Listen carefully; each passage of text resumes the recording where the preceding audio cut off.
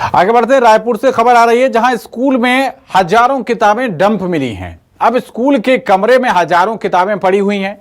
ये किताबें स्कूली बच्चों को, स्टूडेंट्स को बांटी जानी थी। अभनपुर के स्वामी आत्मानंद स्कूल के कमरे में हजारों किताबें पड़ी हुई मिली हैं। स्कूल में किताब आने के बाद भी छात्रों को ये किताबें क्यों नहीं बांटी गई, ये बड़ा सवाल बना हुआ है। कांग्रेस के पूर्व विधायक विकास उपाध्याय ने वीडियो जारी किया है और इससे पहले भी सिलायरी के पेपर मिल में लाखों किताबें मिल चुकी हैं। उससे पहले भी विकास उपाध्याय ने तस्वीरें जारी की थी।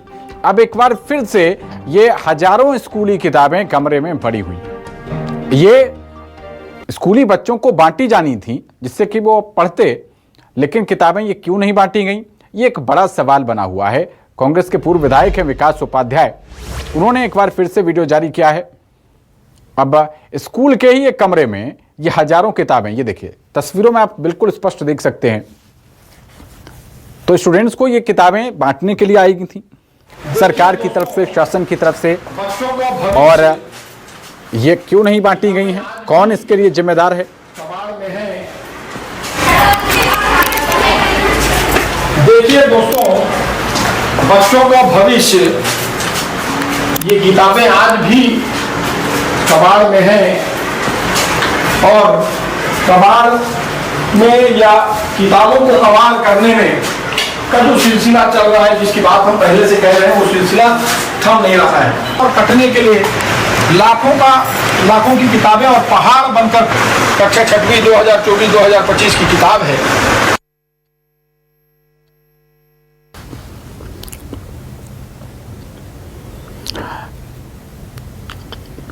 तो सरकारी स्कूल की किताबों का इस तरीके से, एक तरीके से कबाड़ के रूप में पड़े होने का एक और ये मामला सामने आया है और आत्मानंद स्कूल का ये मामला बताया जा रहा है। और खबर पर ज्यादा जानकारी के साथ हमारे संवाददाता वैभव शिव पांडे जुड़ रहे हैं। वैभव, एक बार फिर से किताबें मिली हैं और किस बात का इंतजार किया जा रहा है, कौन इसके लिए जिम्मेदार है, क्या प्रथम दृष्टया जानकारी मिल पा रही है वैभव? देखिए, जो तभी ताज़ा मामला सामने आया है वो रायपुर जिले में ही अभनपुर ब्लॉक का है। अभनपुर ब्लॉक में जो स्वामी आत्मानंद स्कूल है, वहाँ एक बंद कमरे में करीब जो आंकड़ा कांग्रेस विधायक की तरफ से जारी किया गया वो 20,000 के आसपास, यानी कि 20,000 से भी अधिक जो किताबें हैं, स्कूली किताबें, जो कि इसी सत्र के बताए जा रहे हैं, 2024 और 25 का जो शिक्षण सत्र है उसका बताया जा रहा है, वो किताबें डंप पड़ी हुई मिली हुई है। अब सवाल यही उठ रहा है कि इन किताबों को बांटने के लिए भेजा गया था तो फिर वो स्कूलों में बंट क्यों नहीं पाया है, और इतनी बड़े पैमाने पर अगर किताबें डंप पड़ी हुई है तो फिर इसके लिए जिम्मेदार और जवाबदेह कौन है? इस पर हमारी बीओ से जो विकासखंड शिक्षा अधिकारी हैं, उनसे हमारी बातचीत फोन पर हुई तो उन्होंने कहा कि अतिरिक्त किताबें हैं वो जो कि यहाँ पे पड़ी हुई है, हमने उसे पत्र लिख दिया है शासन को कि वो यहाँ से किताबें ले जाए।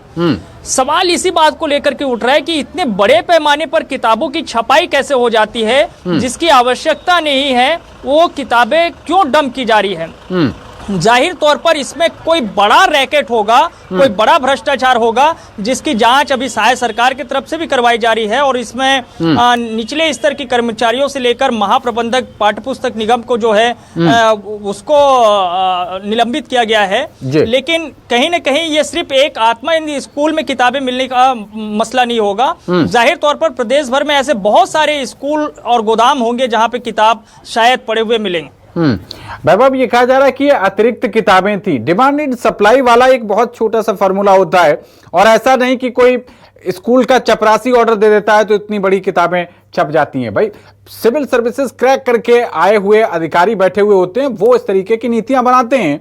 जैसा कि आपने कहा कि क्या पूरे प्रदेश स्तर पर कोई भ्रष्टाचार तो नहीं किया जा रहा कि अतिरिक्त किताबें पहले छपवा दीजिए, सरकारी जो फंड है उसकी दुर्गति कर दीजिए, उसके बाद इनको कबाड़ के भाव बेच दीजिए।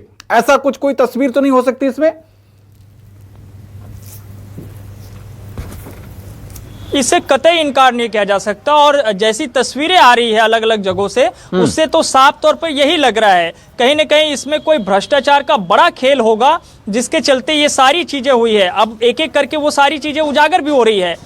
आपने बिल्कुल सही कहा कि तमाम बड़े स्तर के अधिकारी रहते हैं और उनके पास एक एक डेटा मौजूद रहता है कि कहाँ कौन सी स्कूल में कितनी किताबों की जरूरत है, कितने बच्चे उस स्कूल में हैं, छत्तीसगढ़ में कितने स्कूल हैं जिसमें ठीक है बाबा, आप बने रहिए हमारे साथ। इसी बीच हमारे साथ कांग्रेस पार्टी के पूर्व विधायक और कहा जाए इस मामले में विसिल ब्लोअर विकास उपाध्याय जी जुड़ रहे हैं। विकास जी, बहुत स्वागत है आपका न्यूज़ 24 मध्य प्रदेश छत्तीसगढ़ पर।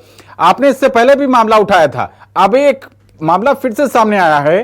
प्रथम दृष्टया क्या लग रहा है आपको, किस बात का अंदेशा है? ये पहले भी मैं इस बात को कह रहा हूँ लगातार कि ये पुस्तक घोटाला कम से कम 100 करोड़ रुपए से ज्यादा का बड़ा घोटाला है। पहले भी लाखों की संख्या में करोड़ों की बुक्स को हम लोगों ने, जो पहाड़ नुमा बुक को एक फैक्ट्री में पकड़ा, जो फैक्ट्री पेपर बनाती है, जो किताबों को गलाती है और काटती है, रद्दियों के भाव में नए एकेडमिक सत्र की, नए एकेडमिक ईयर की 2024-2025 की बुक्स अगर किताब कबाड़ की दुकान से बिक कर फैक्ट्री में आती है तो अपने आप में इस प्रदेश की शिक्षा व्यवस्था को लेकर एक सवालिया निशान है। दूसरी महत्वपूर्ण बात, जब उसको हम लोगों ने पकड़ा, सरकार ने जांच कमेटी बनाई, तब भी हमने विरोध किया था कि जांच कमेटी में जो लोग हैं वो लोग भी भ्रष्टाचार में लिप्त हैं। सरकार की जांच कमेटी ने क्या किया, एक उसी जांच कमेटी के 5 लोगों में एक IAS अधिकारी को सस्पेंड किया। सूरजपुर जहां से किताबें उठी थी वहां के 2 चपरासी को, एक बाबू को सस्पेंड किया। बच्चों के बस्तों में किताब होना चाहिए, लेकिन किताब कबाड़ बनाई जा रही है और उसको रद्दी के भाव बेचने का काम किया जा रहा है। उस समय भी हम लोगों ने इस बात को कहा था कि DO और PO को जांच कमेटी में, जांच के दायरे में लाया जाए, लेकिन भारतीय जनता पार्टी की शायद सरकार, एक तरफ तो सरकारें जब सरकार में अस्तित्व में आती है तो शिक्षा को प्राथमिकता में लेते हैं, लेकिन भारतीय जनता पार्टी की सरकार मैं समझता हूँ अपने आप में तो एक अनोखा भ्रष्टाचार उन्होंने किया है। और किताबों को बेचकर आज भी जिस स्कूल में, अभनपुर के स्कूल में जो किताबें को छापा मार के हमने पकड़ा, तो 20,000 से ज्यादा किताबें हैं। और ऐसी किताबें नए सत्र की, हिंदी मीडियम स्कूल और अंग्रेजी माध्यम की सरकारी स्कूलों में, एक तरफ कांग्रेस की सरकार ने Swami Atmanand English medium school खोला, बच्चों को इंग्लिश, गरीब बच्चों को इंग्लिश मीडियम की पढ़ाई, किताब मुफ्त में मिले, ड्रेस मुफ्त में मिले। दूसरी तरफ शायद सरकार उनकी किताबों को बेचने का काम कर रही है, कबाड़ बनाने का काम कर रही है। जो दोषी लोग हैं उनको, ये दोषी लोगों को जांच में लीपापोती हो रही है, दोषी लोगों को बख्शा जा रहा है, इसीलिए लगातार इस प्रकार की स्थितियां निर्मित हो रही है। बिल्कुल विकास जी, आपने जो मुद्दा उठाया है उसके लिए आप शाबाशी के पात्र हैं और न्यूज़ 24 के साथ बात करने के लिए बहुत शुक्रिया आपका। और वैभव, आपका भी बहुत शुक्रिया इस तमाम जानकारी के लिए।